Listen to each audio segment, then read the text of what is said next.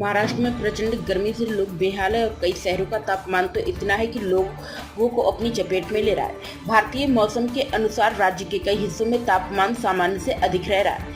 तेज धूप, गर्म हवाएं, बढ़ती नमी लोगों को बीमार कर रही है। पिछले कुछ दिनों से अस्पतालों के ओपीडी में हीट स्ट्रोक के लक्षणों वाले मरीजों की संख्या में भारी उछाल देखने को मिला है। राज्य के विदर्भ इलाके में स्थिति काफी गंभीर है। यहाँ नागपुर सबसे ज्यादा प्रभावित शहरों में से एक है, जहां पिछले 10 दिनों में 13 लोगों की प्राकृतिक मौत हो गई। विदर्भ क्षेत्र के नागपुर जिले में पिछले 10 दिनों के भीतर यहां के 2 बड़े अस्पतालों और मोयो में कुल 13 लोगों की मौत हो गई। इन मौतों को फिलहाल लू के संदिग्ध मामलों के तौर पर देखा जा रहा है। खासतौर पर इंदिरा गांधी सरकार मेडिकल कॉलेज में 5 प्राकृतिक मौतें दर्ज की गई हैं, जबकि सरकारी मेडिकल कॉलेज और अस्पताल में 8 मौतें दर्ज की गई हैं।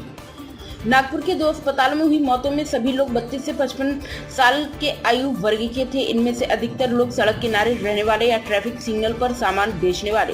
हालांकि डॉक्टरों ने बताया कि पोस्टमार्टम रिपोर्ट से ये पक्के तौर पर साबित नहीं हो पाया कि मौत का असली कारण लू ही था या नहीं।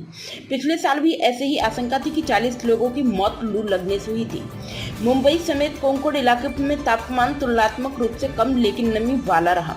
मुंबई में अधिक तापमान 34.5 डिग्री सेल्सियस और न्यूनतम तापमान 26.7 डिग्री सेल्सियस रिकॉर्ड किया गया।